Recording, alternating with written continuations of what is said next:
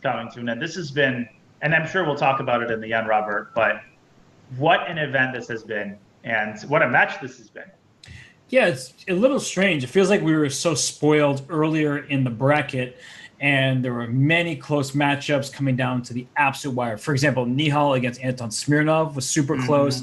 Saranov versus Sevian was really as close as it gets.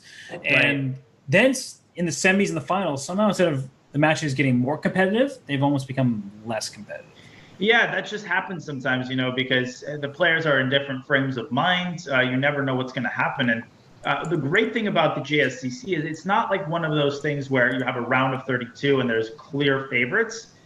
I think one of the magic of this event, apart from the players themselves, were the strengths of the players always being close, even in the opening matches. Anything can happen in any match, and so we were on the edge of our seats essentially every single match. Yes, that's the case. And I mean, all credit should go to Nihal because in the first match against Andrew Tang, he looked very mighty. Then against Anton Smirnov, we were like, wait, this guy is actually very beatable. And he was losing in the 5-minute portion to Smirnov. He was even losing after the end of the 3-minute, if I'm not mistaken, to Smirnov. And then the bullet is where he decided to, that was the time to shine. And after that, so I guess not even just after, with the exception of that match, it hasn't looked close in his other matches. So Nihal, something about Smirnov's style was tough for Nihal. Otherwise, he has just been an absolute just demon. He's a devil. He has, and that's why his friends call him that. And it's, one gets the sense, the confidence level and just the ability to play all of these types of positions with time pressure. It's the set of skills being as well-rounded as it is. I mean, he's, I think, definitely going to be above 2,700. He's, you can just sense the talent and the maturity level and the versatility. And he's going to be the very well-deserved winner of the JSCC, a tournament that is going to be fascinating for years and years to come, Robert.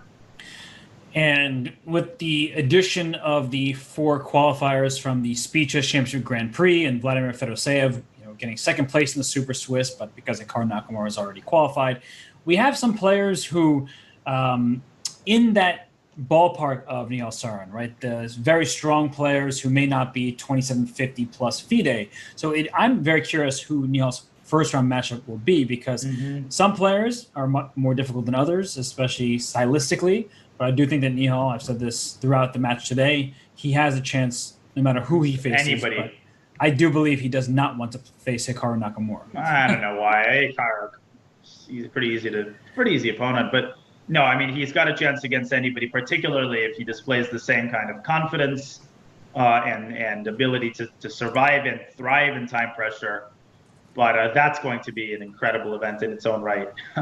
This format, there's something about this format, whether it was the IM, not a GM, whether it was the JSCC, the SCC, it brings out not only the best in players, but it just makes it so competitive. It makes it so fun to watch. You get all of the time control showcased. And you get a little bit of everything, which is awesome. Indeed. And 3 minutes left of the JSCC. We know that Nihal Saran is the champion. Now this is just a formality at this point. And will he be able to take this game? His king is far more active. There's Rook D2 check that you have to keep an eye on. So, right. Here it comes. That king needs to be on C3, not on G3. Rook F3 forces the king to the second rank. Maybe you chase the knight away now? I don't know. Okay.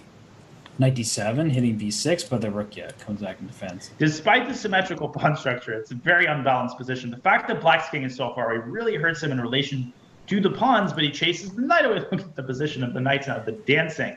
It's funny, Don, you said it hurts him with relation to the pawns. Totally agree, but it helps him if you keep the rooks on the board and create an attack, like king F2, king E2, knight E2. Yeah, it can walk in all of a sudden.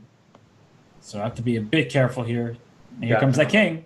And White's king inches further into its little cave there on A3, but that's going to be smoked out with a knight. So he comes back, rook E6, again, the dance, knight E3, and you called it, king E2. That's going to happen. Uh-oh. And all of a sudden, the attack is going to be mate. It could be a quick mating net, but king E2 is rook H2 check, so you get away with that. And so Alexei finding ways, king E2 now sliding the king and rook H6 I would play. Rook D1 coming.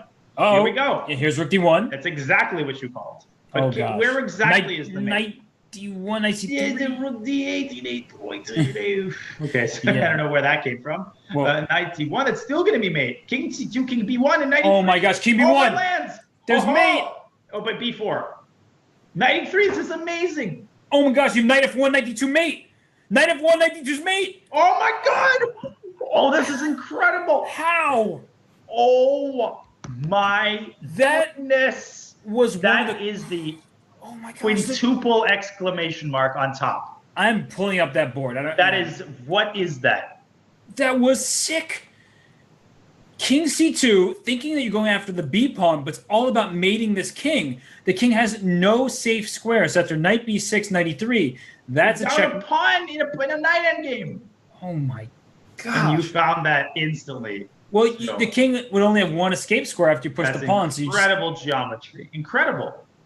And Knight D2 mate. What a final position. I mean, that's the last position I want to see. This is just illegal. I mean, this is just ridiculous at this point.